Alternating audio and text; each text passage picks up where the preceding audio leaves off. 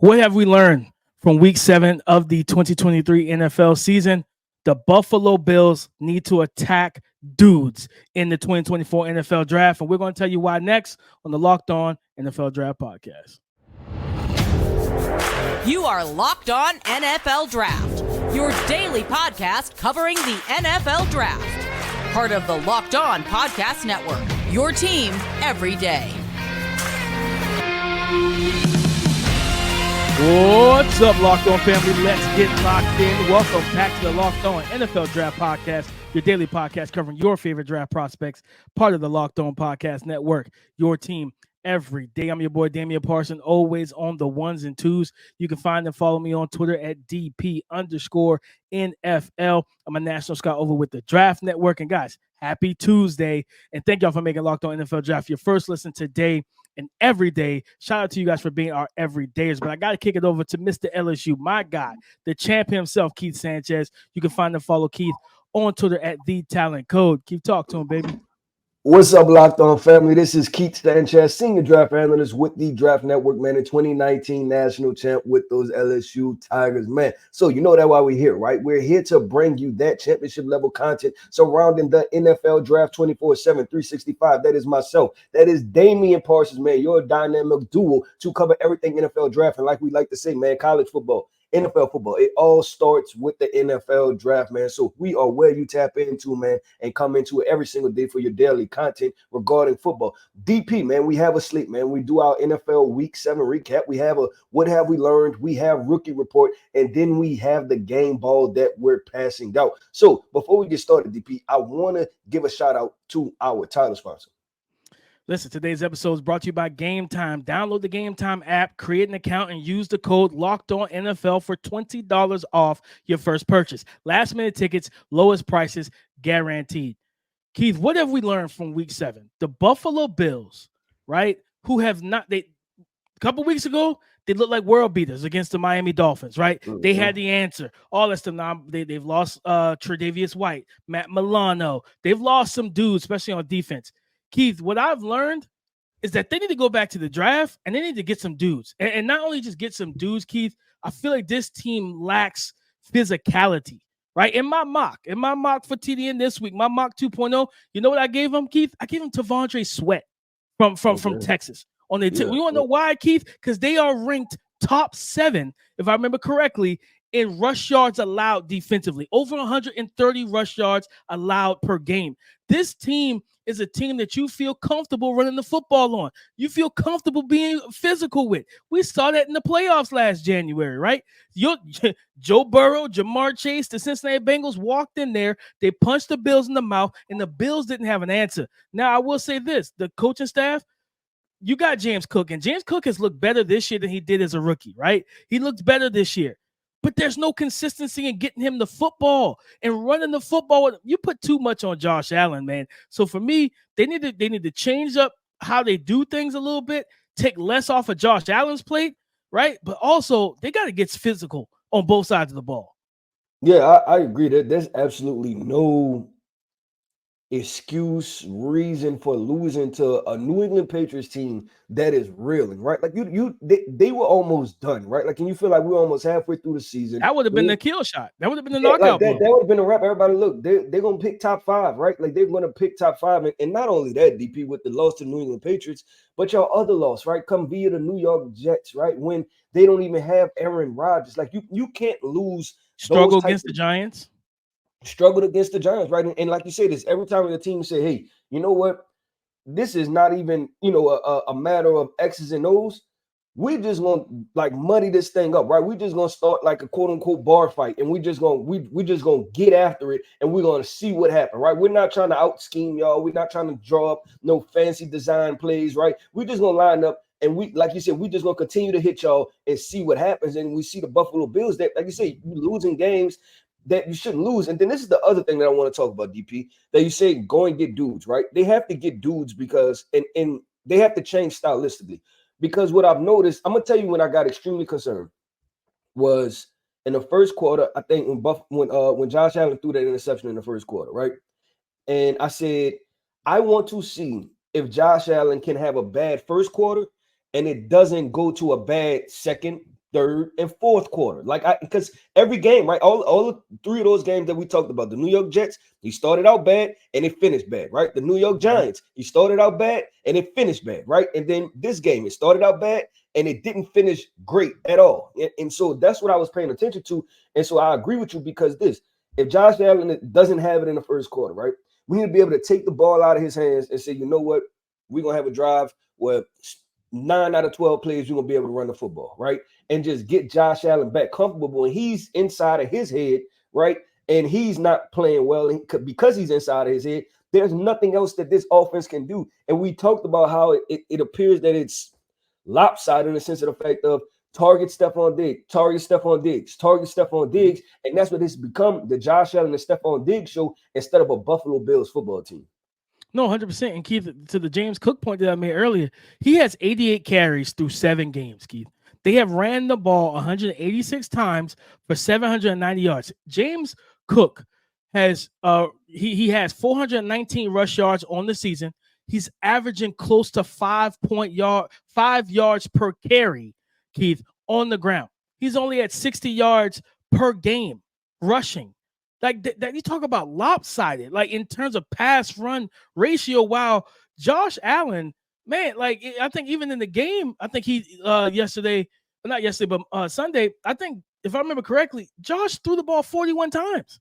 While Mac Jones is out there 25 or 30. Now, don't get me wrong, they didn't run the ball exceptionally well. New England did. You know what I mean? But it was just, okay, if you want to play zone, cool. My quarterback can pick zone apart. Just get the ball to the playmakers. Let's just scheme this thing open in the passing game, play tough physical defense, stay tight to your wide receiver, right? And that's what they were able to do. I'm just concerned. Like, you look at a team like the Miami Dolphins. They're not a physical bunch, right? Their team is more speed and finesse, right? So, yeah, you're the more physical team than Miami, so I'm not surprised to see you up to the battle for that. But then you played the Patriots. We know that the Giants are a physical team. Even though they don't have a ton of talent, they play physical, especially on the defensive line. They can run the ball when they do have Saquon Barkley and everything like that, and they gave you trouble, right? The Jaguars can be physical when they want to, running the football, being physical at the line of scrimmage, the way they tackle, with their coach, all that type of stuff. We saw you lose to them, right? It's just this team concerns me because I don't see where the counterpunch is. You know what I mean? Like, if you force Josh Allen to make those bad decisions, Keith, and you take away Stephon Diggs, where's your counter? Like, because you're not going to run the ball. We know you're not going to entrust it to James. What's the OC's name? Ken Dorsey. Remember when they lost to Miami last year? The shot of him in the booth losing his freaking mind, just slamming his fit. That's what I need to see, that type of aggressiveness and anger in your play calling and your execution. I don't see that, and I just wonder, all the rumblings about Stephon Diggs being unhappy, they said a lot of it was due to the OC. I kind of understand it now because some things are not right in Buffalo. Yeah, I agree. Things are not right. And then to the James Cook point, it's either you like him or you don't, right? Because if you like him, then give him the football, right? You think he can make plays, then give him the football. You drafted him in the 2nd round, right? Like, that's a top pick. You spent the 2nd round pick on this player. But DP, I want to keep this conversation going. So what we're going to do is we're going to transition. We're going to do rookie report, but I'm going to start the next segment off with this Buffalo Bills conversation because I have a different idea that I thought about, that may be a different approach that they should take in regards to the NFL draft. So coming up next, man, we're going to two-side this thing. We're going to talk rookie report. We're going to keep this Buffalo Bills conversation going. These days, every new potential hire can feel like a high-stakes wager for your small business. You want to be 100% certain that you have access to the best qualified candidates available. That's why you have to check out LinkedIn Jobs. Guys, LinkedIn Jobs helps you find the right people for your team faster and for free. It's very easy and very simple. All you have to do is create a free job post on LinkedIn Jobs, add the purple hashtag hiring frame to your LinkedIn profile to spread the word that you are hiring. You have simple tools at your disposal like screening questions that make it easy to focus on candidates with just the right skill set and experience so you can quickly prioritize who you'd like to interview and or hire. It is why small businesses rate LinkedIn Jobs #1 in delivering quality hires versus leading competitors. Guys, LinkedIn Jobs helps you find the qualified candidates that you want to talk to faster. So post your job for free at linkedin.com/lockedonnfl. That's linkedin.com/lockedonnfl to post your job for free. Terms and conditions apply.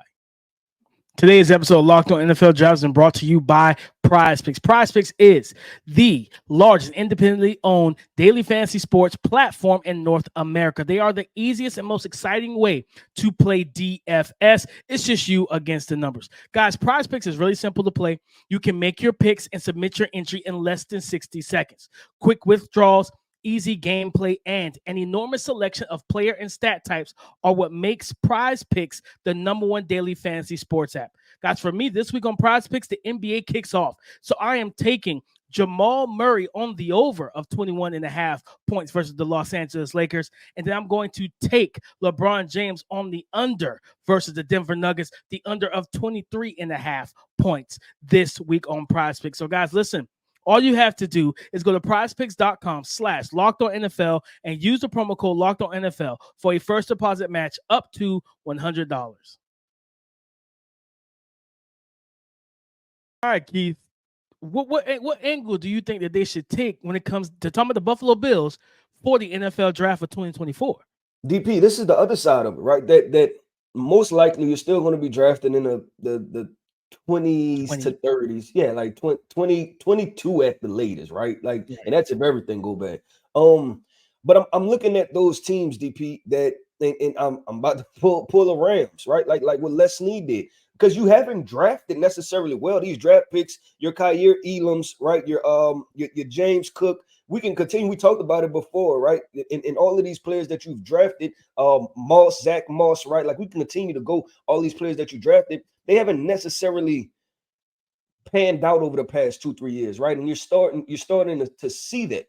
And my question is this: should they offload picks, right? Should they be in the position to just acquire talent? Like here's out, like, because y'all are too close, and that's the frustrating thing about the Buffalo Bills. They are so close, but it seems like they're so close, but they're still taking gradual steps backwards, right?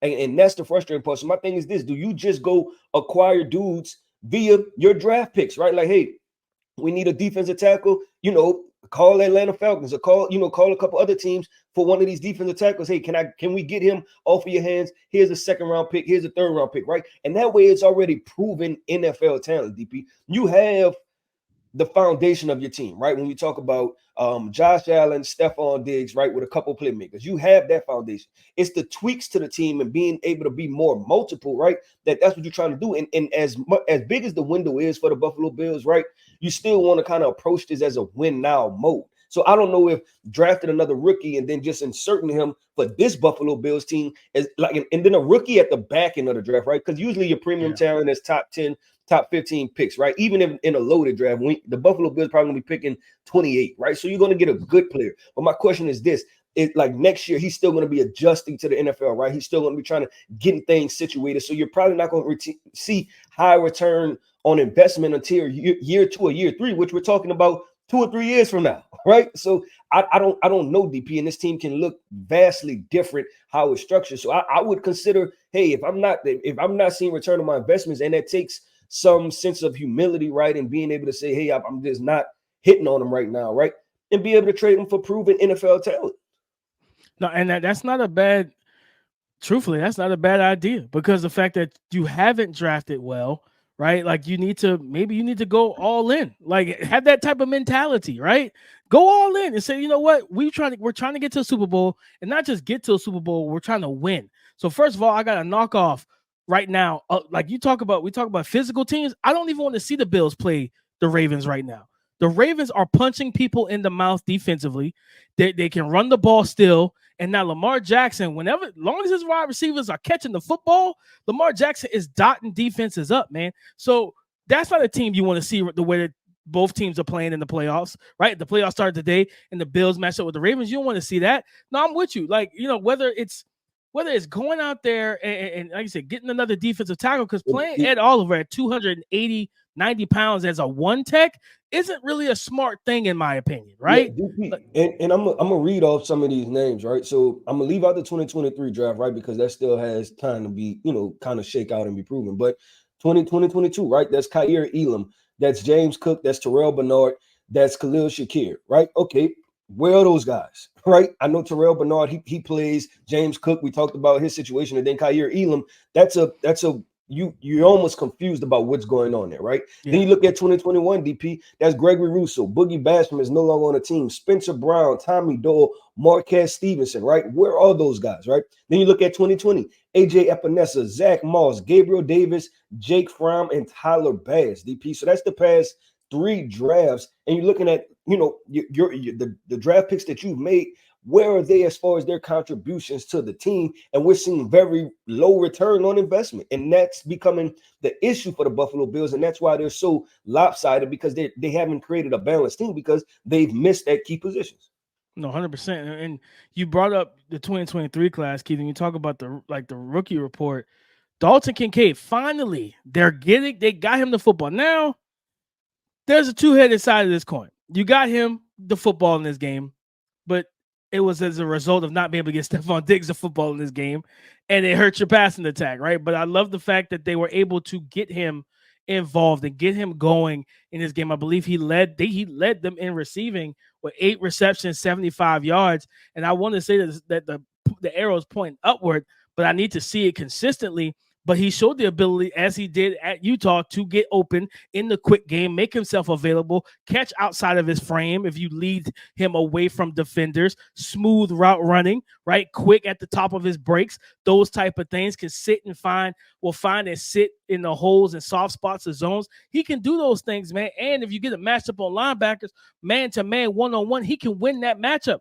That's part of the problem with this offense, is that outside of Diggs, where's your coverage indicator and where's your mismatch? You're not looking for mismatches. You're staring down Stephon Diggs. Dalton Kincaid, unlike, to me, Dawson Knox is just an average player that they paid out of necessity because tight end is a premium position, right? But at the same time, Dalton Kincaid is the guy that should be starting. That's, to me, is the guy that should be getting the bulk and majority of the pass attempts from the tight end position, because again, he could be a mismatch option and a mismatch creator for your team and give your QB the answer that he needs, right? I always talk about, as an OC, you want to use pre-snap stuff, movement, whatever, as an answer key for your quarterback pre-snap, so he kind of knows, all right, it's man, all right, cool, I know where I want to go with this. Oh, it's zone, okay, cool, I know what routes we have, what can actually win. I don't see that. It feels like everything is just they're taking a difficult test because nobody studied. I agree 100%. I agree 100%. But we're gonna continue, obviously, with this Buffalo Bills conversation as the season plays out, because we expect them to be AFC contenders. But DP, you talked about one guy on the rookie report, right? I'm gonna transition to another guy on the rookie report, and that is Division III quarterback for the Chicago Bears, Tyson Bagent, right? And Tyson Bagent, he's from Shepherd University of Shepherd. I'm not even sure how you say it, right? I remember studying this guy last year as he was entering the draft. He was a guy that was at the Senior Bowl. Really unique story with his father and arm wrestling. It's a lot of stuff. I would say just go Google and search it, man. But I want to talk about what he did Sunday, right? He's talking about 21 of 29, 162 yards, 1 touchdown, right? Then he had another 3 carries for 24 yards, showing off his athleticism. So I wanted to highlight him because it's a guy that you're talking about. How long will he start, right? And will he be able to turn the fortunes of the Chicago Bears around? And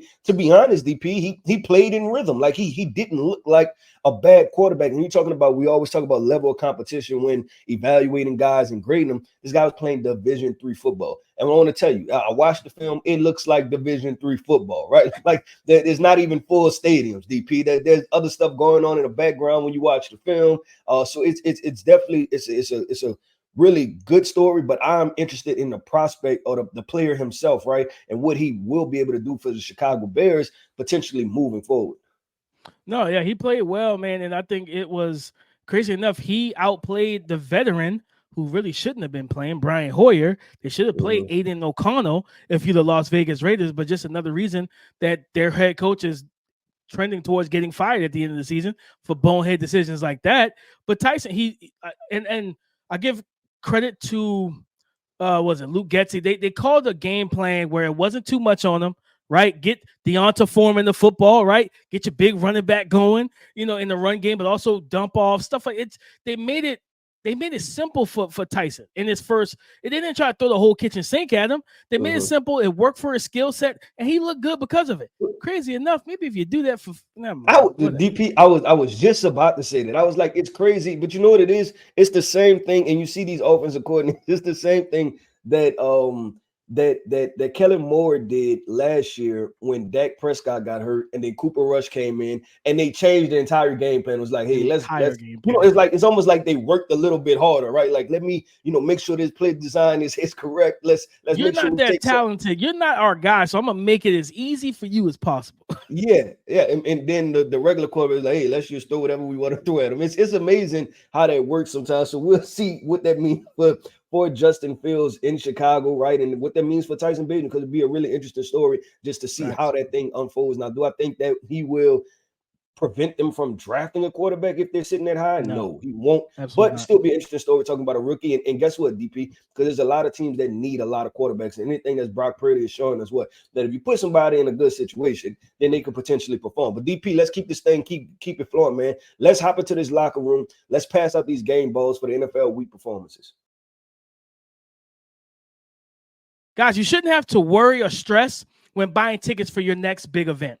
But if you wait till the last minute, you will be stressful. You will have to worry. Why? Because you're trying to avoid scammers and scalpers. You're trying to compete with other buyers, and you're trying to find the best deals. But let me tell you about Gametime. Gametime is a fast and easy way to buy tickets for all your sports, music, comedy, and theater events near you. What do they offer, DP? I'll tell you. Last-minute tickets, flash deals, zone deals. Their tickets are easy to find and buy, guys, for every kind of event in your area. And this is what you will love, because I love it. The views for all the seats in the venue. Why? Because it gives you that vantage point so you know what it is that you're going to be seeing and what area, how does it look before you purchase the tickets. I can tell you right now, guys, on Gametime, if you are in the Charlotte area and you want to see CJ Stroud versus Bryce Young this Sunday at 1 p.m., you can get tickets as low as $26 on the Gametime app. So all you have to do is very simple. Download the Gametime app, create an account, and use the promo code LOCKEDONNFL for $20 off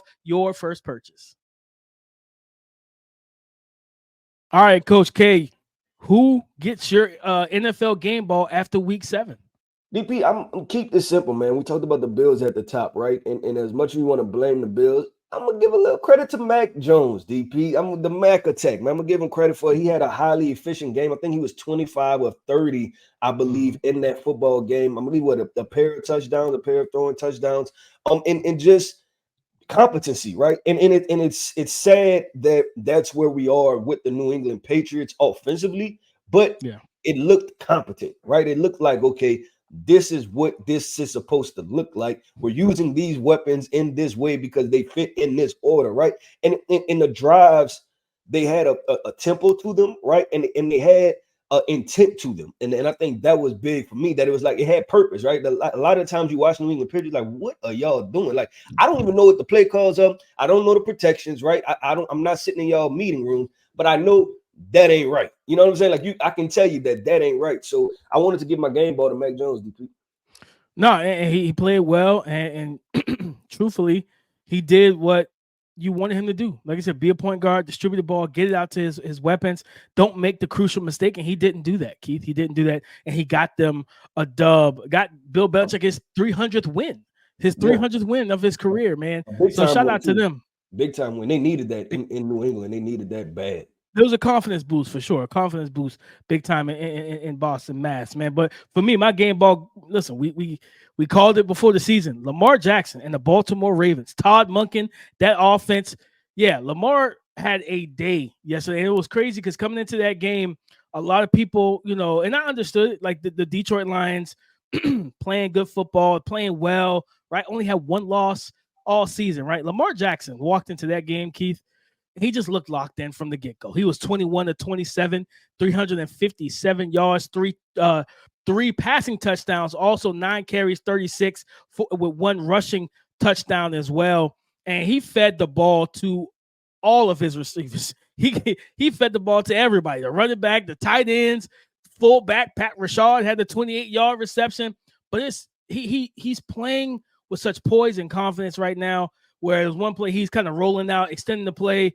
They got, I think, Aiden Hutchinson and another defensive lineman trying to bear down on him. And he just kind of stops, cuts back across him, and then delivers a dime. And I believe it was to Nelson Aguilar in the back of the end zone, man. The guy that people kind of wrote off and said he couldn't play football at all anymore because of his drops. Lamar Jackson, as long as his receivers are catching the football, Keith, I personally believe he should be kind of inching his name into that MVP conversation. So my game ball goes to Baltimore Ravens quarterback Lamar Jackson. I think they are 5-2, I believe, on the season right now. Those guys are balling right now, man. Yeah, it's weird because it feels like people are reluctant to like Lamar Jackson and the Baltimore Ravens at times. And I'm not saying everybody, right? But they don't get the same hype and esteem, behind them. But I agree that we talked about this, that it appeared like I think this was the best offensive performance by them. And not just a points wise, right? But getting all of their weapons involved, right? And this, because the other weeks, DP, it looked like, man, like we're trying to get this going. It's just a couple little hiccups, right? And the details and the route running and quarterback, wide receiver being on the same page. But this looked like the first time that everything was hitting on all cylinders. But DP, talking about hitting on all cylinders, DP, we are hitting on all cylinders over here at the Locked On NFL Draft Podcast, man. I want to say shout out to our everydayers. Thank you for tapping in with us every single day, man. You can find me, Keith Sanchez, on Twitter at DTalentCode. You can find DP, man, at DP_NFL, man. Talk to us because we like to talk back. Listen, guys, as always, go subscribe and follow for free on YouTube or wherever you listen to podcasts. Get the latest episode as soon as it is available. Thank you for making Locked On NFL Draft your first listen today and every day. Thank you for being our everydayers, guys. We will have draft scenarios. We have Dame's Dudes on tomorrow's show, as well as Coach K's Key Thought. You know me, man. Listen, Coach K's going to have a great thought. I'm going to be on the hot seat. We're going to have some draft scenarios to get into for a specific NFL team. So tune in tomorrow, guys. All right. Talk to us as we talk back. Come and join the conversation again tomorrow on the Locked On Podcast Network. Your team every day.